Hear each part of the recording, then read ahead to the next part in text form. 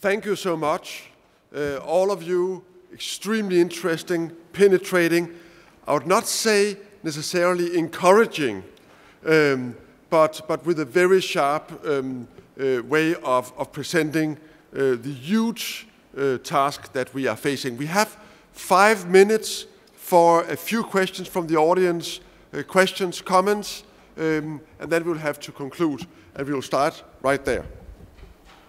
Yes, I have a question for Professor Pan. I was wondering about the extensiveness of ecological economic views in China, how many people are working on this, and the degree of influence you might have. I'll take an additional question or two right behind you, and we will have answers in the end.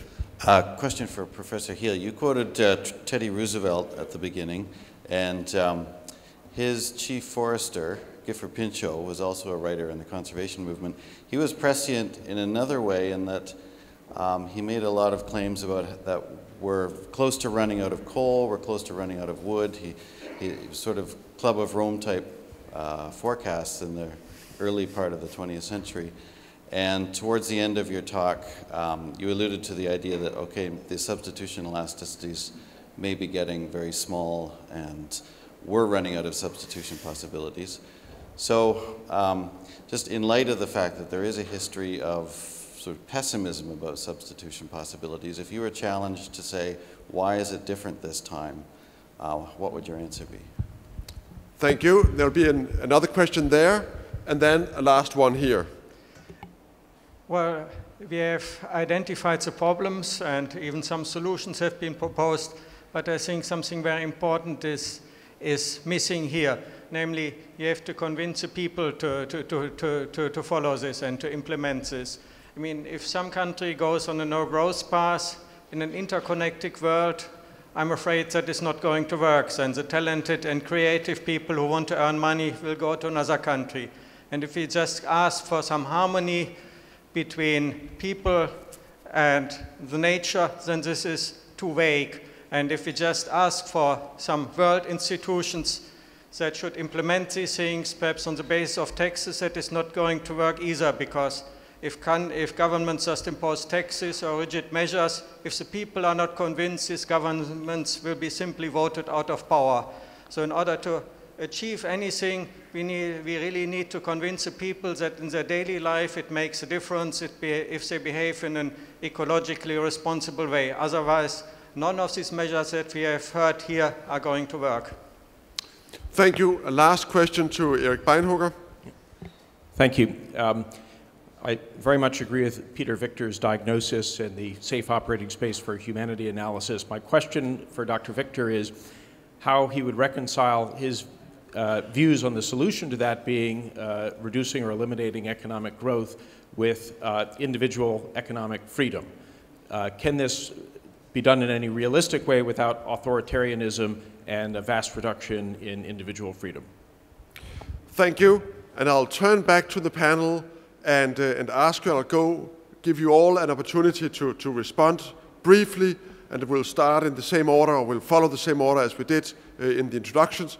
So Professor Victor, if you would have a concluding remark. Well, thank you very much for the question. Freedom is a very tricky word, and the way I see it in part is that we're in fact reducing people's freedom in many important respects, but respects that we don't typically measure. But if you ask people, as is often done through surveys, do they have a concern for nature? Are they worried about the increasingly limited access that they and their children and grandchildren have? This is a loss of freedom. So it's not just a one-sided question. The second thing I would say is I think a substantial part of the solution to these problems does, as you're implying, involve some kinds of increased limitations on what we can do. But we are used to running our economies with limited land. That's never in question. But that's not considered a loss of freedom. It's just a fact of life. So it's a question of now facing up to other facts of life. Where I live in Toronto, we've put a massive greenbelt around the city to stop expansion of the city into the best farmland in the country. It's got incredibly widespread support. People understand that's necessary, and I think the idea that that involves a loss of freedom it's there because some people have lost the opportunity that they thought they had to develop their land. But generally speaking, this is seen as an expansion of opportunity, not a loss. Thank you so much. Jeffrey Heal, please. So let me just pick up the very interesting question about substitution possibilities. So I was saying that historically economic development has been the substitution of natural capital by physical capital, intellectual capital. And that while that process has gone very successfully, very smoothly so far, we've replaced massive destruction of natural capital by build-up of physical and intellectual capital. I was expressing some doubts about how far that can continue. Obviously, that's a Malthusian position to take in some sense, and there's been a lot of Malthuses in the past, and they've all proven to be wrong. So that's quite a challenge to face up to. Why is it different this time? I think for a number of reasons. I mean, first of all, I have to say that obviously, there could be massive technological breakthroughs within the next 50 years which could change the situation totally. It's always very, very hard to predict future technologies. If I put myself back 50 years, I would never have predicted some of the technologies that have evolved in the subsequent half century. So, making predictions that go a long way into the future is extraordinarily risky when they depend on things like technologies. Having said that, I guess that there's a very broad scientific consensus, and some of the other speakers have referred to that too, about the fact that humans are stressing the basic planetary systems that provide us with the air we breathe, the food we eat, the water that we drink. And we're stressing these things to the point where it seems that we're likely to damage them irreversibly and place serious constraints on their ability to support us. And at the moment, we don't have technologies to support these. As I indicated, the oxygen we breathe comes from photosynthetic organisms in the oceans, in the terrestrial biosphere. Although we're very smart, we can't replace those at this particular point. There's a very interesting story, which some of you might be aware of an entity called Biosphere 2, which was a sort of a self-contained, hermetically sealed community built by some Texas billionaires in the Sonoran Desert in Arizona, an attempt to support 10 people for 2 years, completely in isolation from the rest of the world, effectively to replace the world and make a self-contained world. And after about 6 or 7 months in there, the CO2 levels were rocketing, all the pollinating insects had died out, agricultural production was dropping, and although these people had spent an enormous amount of money and brought the most sophisticated technologies to bear, they were not able to provide an environment which could replace the natural environment in terms of providing the basic supports for human well-being. So at the moment, given the technologies we have right now, substitution possibilities look limited. That's not to say that someone won't come up with a solution 50 years from now, 25 years from now, which will make that change radically. So, like Otmar, I see this very much as a problem in risk management. There is a serious possibility, by no means a certainty, that we're going to hit major problems. And in a situation like that, it's wise to take some sort of insurance out. And so I see a lot of the environmental policies that we need to take as insurance, rather than as sure things. Thank you. Thank you. Professor Pan, over to you. A huge community working on ecological or environmental economics. But in the past, they were not that influential because growth of GDP was the focus. And now we are facing so serious challenges.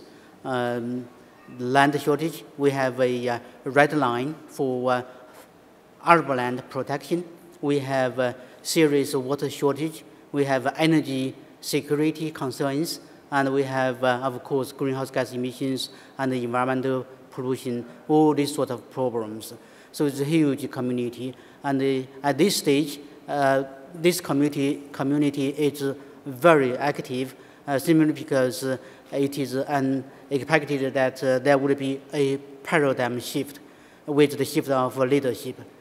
So you are most welcome to join us to look at the issues we are facing. Thank you. Thank you. And lastly, Professor Edenhofer. Yeah, I would like to respond to Eric Beinhocker on economic freedom. Now, it seems to me that the old paradigm, so to say, which was not a bad one, but it is now an old paradigm, was based on competition private property and fossil fuels, to be very short and without risking, with the risk of oversimplification. The new paradigm is about cooperation, it's about global commons, and it's about sustainable energy and agricultural systems. And it seems to me what we have to do is, when we talk about a new economic thinking, we should think in a new way about cooperation, and we have to think in a new way about global commons. And by the way, what we see in Germany with this new party which is emerging, the Occupy movement, it's basically about global commons and even local commons. This is a very, very important aspect here. And now the question is, when cooperation is so important, when we have a new way to define property rights, how is this related to economic freedom? I think there is no finite answer to that, but we have started to ask that question, and we have to ask ourselves to what extent the requirements, the normative requirement of cooperation can be reconciled with our own identity, with our own personality.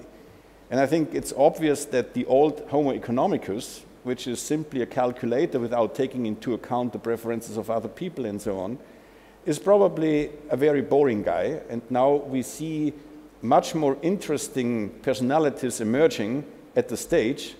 And I think we have to deal with that. And this is the reason why we have to think about a new paradigm and also about a new way how to take into account the freedom of choice in our philosophical thinking. Thank you so much. Thank you for addressing thoroughly the new paradigms. Everyone here is concluding that we need also new forms of cooperation. I think one of the huge tasks that are still ahead of us is, in addition to understanding the magnitude of the challenge, also to try to construct the frameworks of that cooperation, which is exactly where politics starts and where we still have to have a very, very long way to go. So thank you so much to the panelists. Thank you for the questions. Thank you so much.